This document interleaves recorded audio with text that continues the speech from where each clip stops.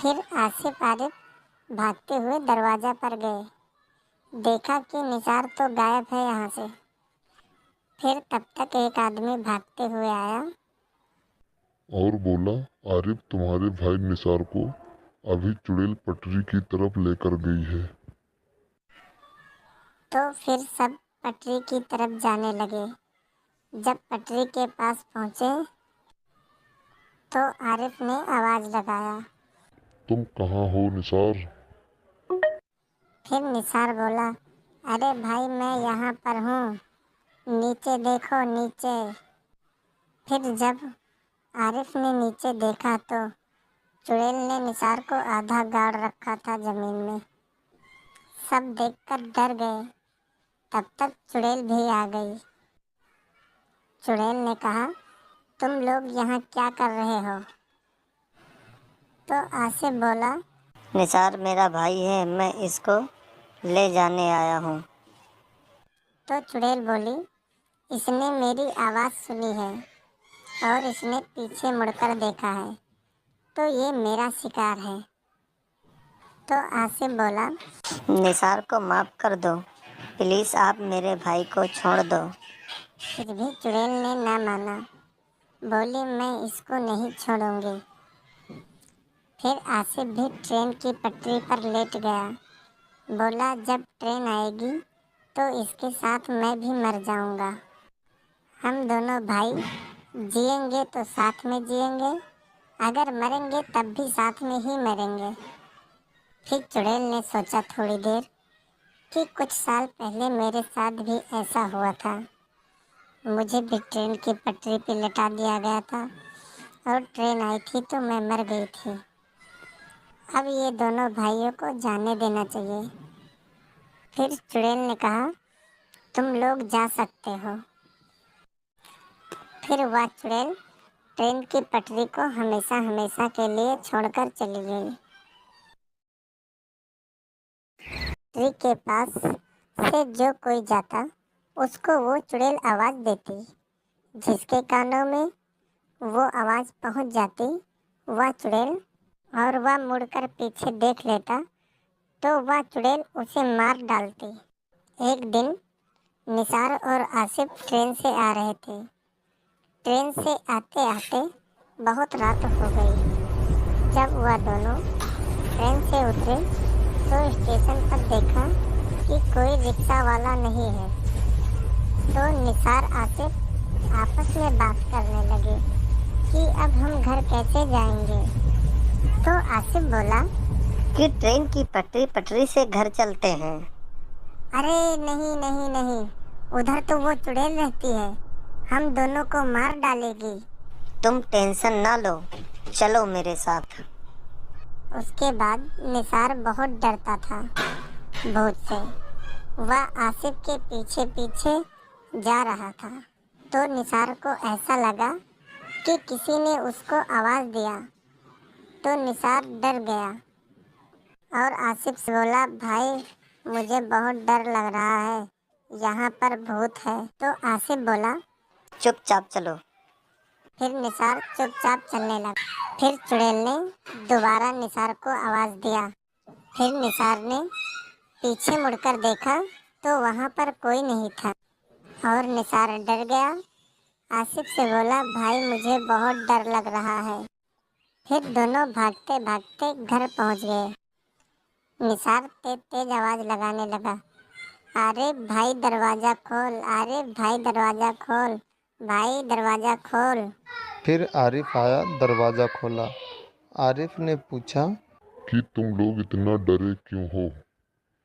तो निसार बोला, भाई ट्रेन की पटरी पर मुझे किसी ने आवाज़ दिया है और जब मैंने पीछे मुड़कर देखा तो वहाँ पर कोई नहीं था।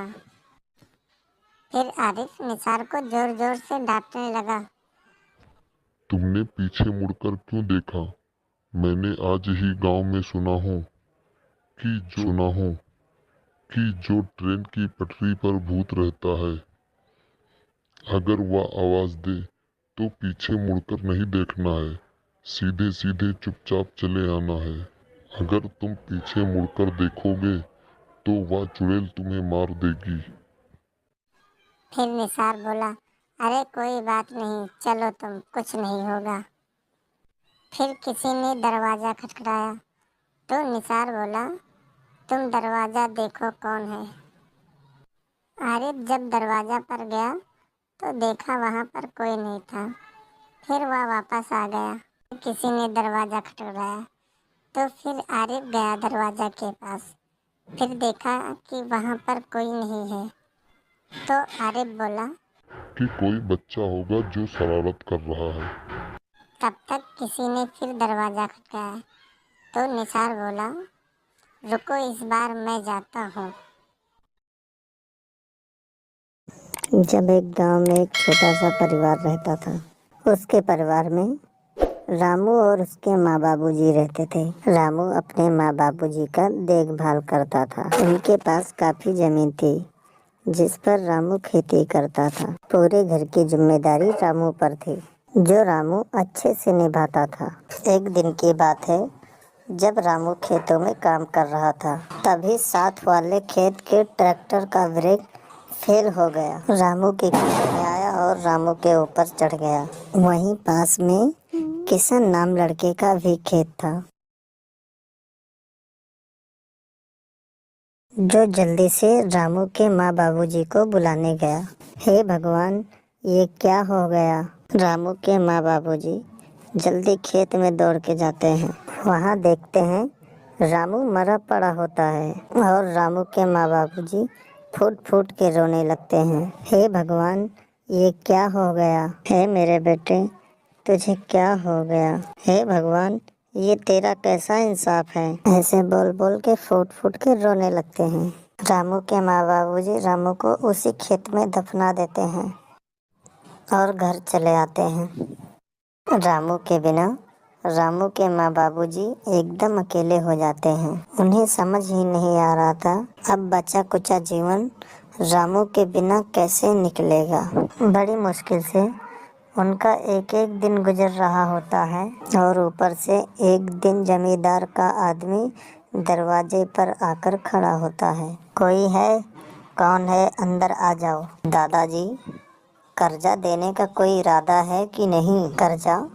हाँ, कर्जा जो तुम्हारे बेटे ने लिया था, अभी तक वापस भी एक पैसा भी नहीं दिया है। बेटा, हम कैसे कर्जा चुकाएंगे? हमारा तो एक ही सहारा था, अब वो भी मर गया। कुछ दिनों में तो खाने को भी नहीं होगा हमारे पास। देखो दादाजी, मैं नहीं जानता, जमींदार ने बोला है पैसे लेकर आने को। अब मुझे कोई तारीख बता दो जो मैं जमींदार को बता दूंगा। कब पैसे दोगे आप? बेटा, हमें कुछ दिन की मोहलत दे दो, हम आपका एक एक पैसा लौटा देंगे। और फिर वह आदमी वहाँ से चला जाता है और बेचारे रामू के माँ बाबूजी चिंता में आ जाते हैं। मैं सोच रहा हूँ कल से खेती करना शुरू कर दूँ। एक बार की फसल से सारा कर्जा उतर जाएगा और हमें खाने को भी हो जाएगा। अरे आप इस उम्र में कैसे खेती करोगे? आप तो थोड़ा से ही चलकर थक जाते हो और खेती करने की बात करते हो। कोई और चारा भी तो नहीं है हमारे पास। अगर हम जमींदार का कर्जा नहीं चुकाएंगे तो खेत और घर जमींदार कब्जा कर लेगा और हम रोड पर आ जाएंगे। अगले दिन रामू के बाबूजी खेत में काम करने जाते हैं और थोड़ा से ही काम कर कर वो थक जाते हैं और उसी जगह आकर खड़े हो जाते हैं जहाँ पर उनका बेटा रामू दफन हुआ था। वहीं पर खड़े होकर खूब रोते हैं।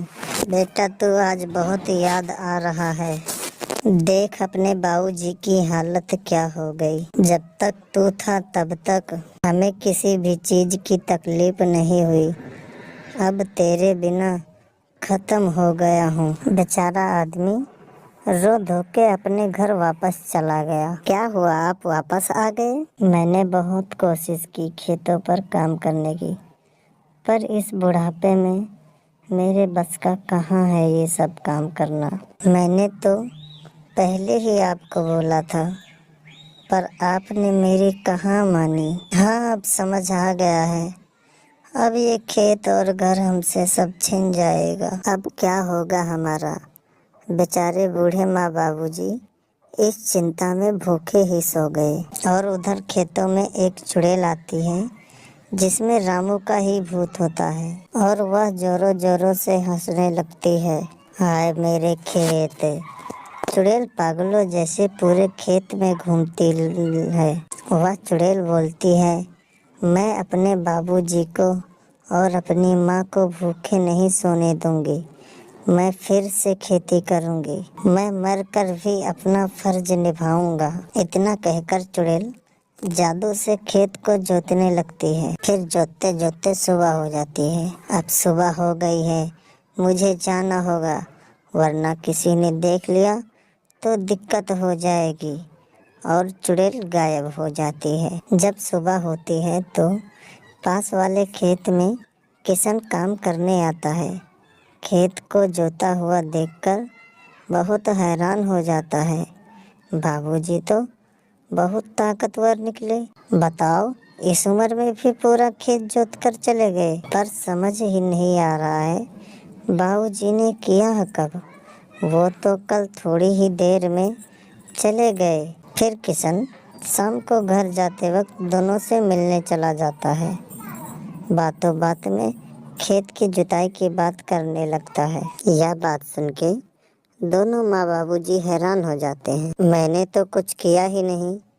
कल गया तो था पर मैं वापस आ गया था। तो बाबूजी आपका खेत किसने जोता? अरे तुझे गलत फहमी हुई होगी। छोड़ो ये सब बातें और बताओ शहर कब जा रहे हो? नहीं बाबूजी, अब शहर जाने का कोई इच्छा नहीं है। सोच रहा हूँ यहीं रहूँ।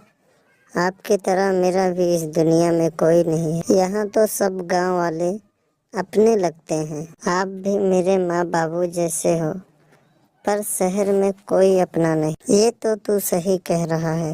यहीं रहो आराम से, दिक्कत क्या है। किशन कुछ देर वहीं पर था और फिर वापस चला आया अपने घर। रात भी काफी हो चुकी होती है और जब पूरा गांव सो जाता है फिर वह चुड़ैल उस खेत में वापस आ जाती है। खेत तो मैंने जोत दिया है, अब थोड़ी सी बारिश कर दूं खेत को नमी पहुंचाने के लिए। चुड़ैल अपनी शक्ति से बारिश करने लगती है और खूब बारिश होती है।